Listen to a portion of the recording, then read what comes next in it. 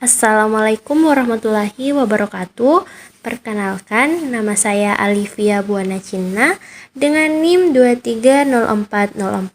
230404500010 dari kelas A Program Studi Bimbingan dan Konseling Universitas Negeri Makassar. Yang terhormat, dosen pengampu mata kuliah dasar-dasar bimbingan dan konseling yaitu Pak Ahmad Harum SPD MPD dan Ibu Kawian Fitri SPD MPD. Baik, di sini saya akan memaparkan materi tentang prinsip-prinsip dan fungsi bimbingan dan konseling. Yang pertama yaitu prinsip-prinsip bimbingan dan konseling. Mulai dari pengertiannya, yaitu prinsip berasal dari kata prinsipra yang artinya permulaan dengan cara tertentu yang melahirkan hal-hal lain yang keberadaannya bergantung pada pemula itu. Prayitno mengatakan prinsip merupakan hasil kajian teoretis dan telah ada di lapangan yang digunakan sebagai pedoman pelaksanaan sesuatu yang dimaksudkan. Dari pendapat ini dapat dinyatakan bahwa prinsip-prinsip bimbingan dan konseling merupakan pemaduan hasil-hasil teori dan praktik yang dirumuskan dan dijadikan pedoman sekaligus dasar bagi penyelenggaraan pelayanan. Selanjutnya yaitu prinsip-prinsip layanan bimbingan dan konseling.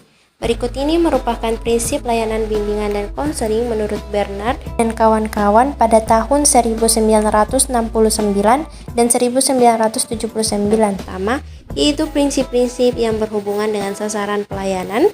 Yang kedua, prinsip-prinsip yang berhubungan dengan masalah individu. Yang ketiga, prinsip-prinsip yang berhubungan dengan program layanan. Dan yang keempat, prinsip-prinsip yang berhubungan dengan pelaksanaan layanan. Selanjutnya yaitu fungsi bimbingan dan konseling. Yang pertama yaitu fungsi pemahaman. Fungsi pemahaman merupakan fungsi layanan bimbingan dan konseling yang membantu seseorang untuk memahami sesuatu.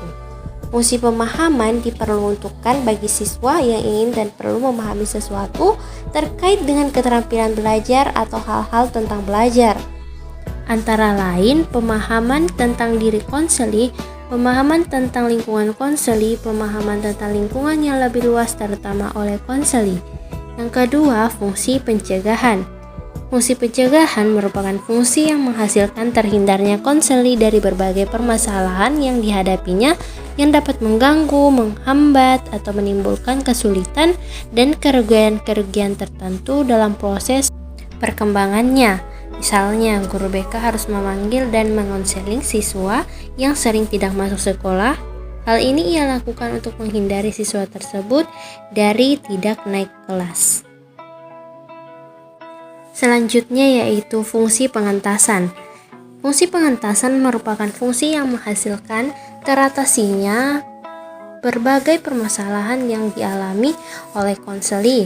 Pelayanan bimbingan dan konseling berusaha membantu memecahkan masalah-masalah yang dihadapi oleh konseli, baik dalam sifatnya, jenisnya, maupun bentuknya. Pelayanan dan pendekatan yang dipakai dalam pemberian bantuan ini dapat bersifat konseling perorangan maupun konseling kelompok. Selanjutnya yaitu fungsi penyaluran. Fungsi ini membantu guru bimbingan dan konseling menyalurkan individu atau kelompok siswa dalam suatu pilihan tertentu bagi dirinya. Contohnya yaitu guru bimbingan dan konseling membantu siswa dalam memilih jurusan di perguruan tinggi yang tepat bagi siswa. Selanjutnya yaitu fungsi penyesuaian. Fungsi ini merupakan upaya guru BK dalam membantu individu dalam menyelesaikan diri dengan lingkungannya. Contohnya guru bimbingan dan konseling memperkenalkan beberapa fasilitas belajar di sekolah bagi siswa baru. Yang keenam yaitu fungsi pemeliharaan dan pengembangan. Fungsi yang menghasilkan terpeliharanya dan berkembangnya berbagai potensi dan kondisi positif konseli dalam rangka perkembangan dirinya secara terarah, mantap, dan berkelanjutan. Yang terakhir atau yang ketujuh yaitu fungsi advokasi. Merupakan fungsi yang menghasilkan pembelaan terhadap konseli dalam rangka upaya pengembangan seluruh potensi secara optimal. Fungsi tersebut diwujudkan melalui diselenggarakannya berbagai jenis layanan dan kegiatan bimbingan dan konseling untuk mencapai hasil sebagaimana yang terkandung dalam masing-masing fungsi tersebut. Baik, itulah tadi pemaparan materi dari saya. Kurang dan lebihnya mohon dimaafkan. Wabillahi taufiq wal hidayah. Wassalamualaikum warahmatullahi wabarakatuh.